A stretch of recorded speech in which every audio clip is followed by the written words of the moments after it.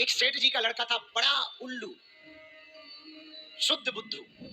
सेठ जी तो परम भक्त, रोज भगवान की कथा सुनने जाते, आसन लेके जाते, कोई ना कोई महात्मा आता ही रहता था।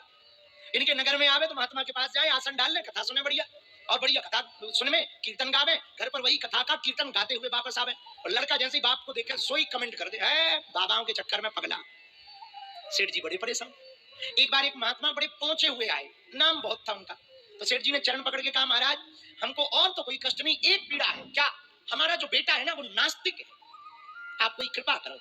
तो महात्मा बोले, भैया एक काम करना, कल ना तुम अपने बेटा को ले आना। अरे बोले महाराज ले आना, उसको कथा की बात कहो तो गाली बकता है, लाना तो दूर की बात। बोले एक काम करो, कैसे भी करके एक बार ले आओ। बोले ठीक है। घर वालों से लड़कर, बेटा से लड़कर, जबरदस्ती हाथ पकड़कर दूसरे दिन सेठ जी ले आए कथा में। जैसे ही लाए तो वो बोला, हम कथा बता नहीं सुनेंगे, चाहे जो हो जाए। बाप ने कहा ठीक है मत सुनो। तो महात्मा जी ने बुलाया, इधर आओ। हाँ, क्या नाम है? उसने अपना नाम बताया। बोले ये नाम है, बोलो। सेठ जी बोले, तुम लड़ रहा भैया, अच्छा एक बार तुम ना सीताराम बोल। सेठ जी का लड़का बोला, हम नहीं बोले, क्या फायदा, काय को बोले? तो महात्मा ने कहा, हर काम फायदे के लिए थोड़ी किया जाता, एक काम कर सीताराम बोल ना भैया, क्या बिगड़ जाएगा। तो उसने बड़े चिल्ला करके कहा, हम सीताराम बीताराम नहीं बोलते। महात्मा जी बोले, बस बन गया काम। बोले सेठ जी बोले, क्या काम बन गया? बोले इसने धोखे में ही सही एक बार सीताराम कह दिया, बस हो गया, ले जाओ, इसका कल्याण है। सेठ जी बोले, महाराज इसका क्या कल्याण है? तो जब वो जाने लगे तो महात्मा ने उस बात को बुला के कहा, सुनो तुमने एक बार धोखे से सीताराम कहा, पर कोई बात नहीं, कहा तो सुनो, इस सीताराम एक बार बोलने का कोई फल कहे कि फल क्या चाहिए तो तुम कहना, तुम ही अपने हिसाब से दे दो, ये ध्यान रखना। और सिर पे हाथ रख दिया। और लड़का को लगा बेफिजूली की बातें हैं, पागलपंती की बातें हैं, ये सब बाबा हैं, ये सब उल्लू बनाने के लक्षण। चला गया, तो बाद वो मर गया। लेकिन महात्मा का आशीर्वाद, तो चेतना तो थी उसे, ध्यान तो था। वो मरा तो यमराज के सामने पहुंचा। यमराज ने कहा, जरा इसका बही खाता निकालो। तो दूतों ने बताया, बोले बही खाता तो बहुत खराब है। बोले क्या खराब है? बोले कुछ है ही नहीं, ठीक ठाक। जिंदगी में एक बार इसने सीताराम कहा, वो भी धोखे से। तो यमदूत ने कहा, हाँ भाई वैसे तो पक्का है तुम्हें नरक मिलना है, पर एक बार तुमने सीताराम कहा, बताओ उसका क्या फल चाहते हो। उसे वो महात्मा की बात याद आ गई। बोले जो फल होता है उसे दे दो।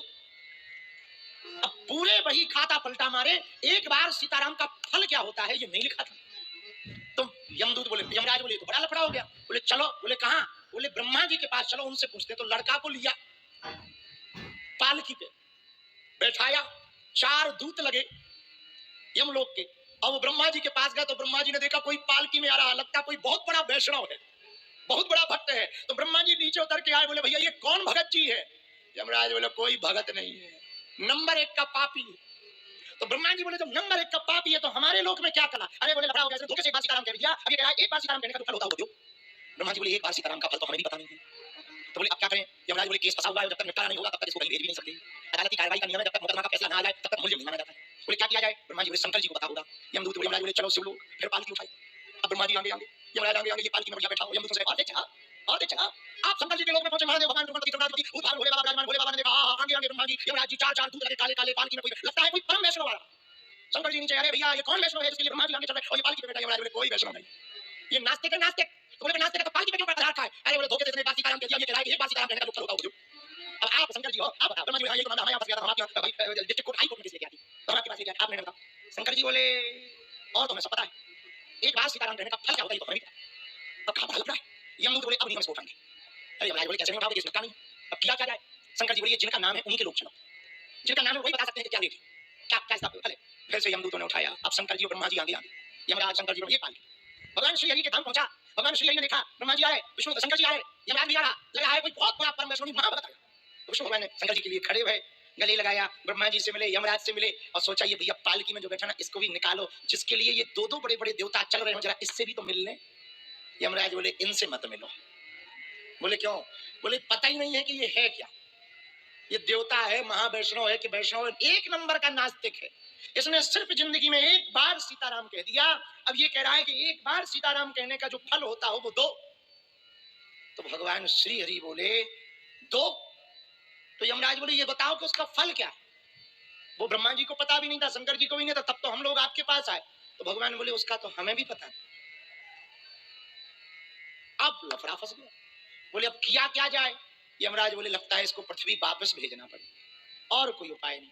भगवान बोले, भैया वापस मत भेजो, एक काम करो, तुम लोग जाओ इसको यही छोड़ दो। अब जब यहाँ तक एक बार सीताराम कहने से यहाँ तक आ गया तो हमें लगता है यही एक बार सीताराम कहने का फल है।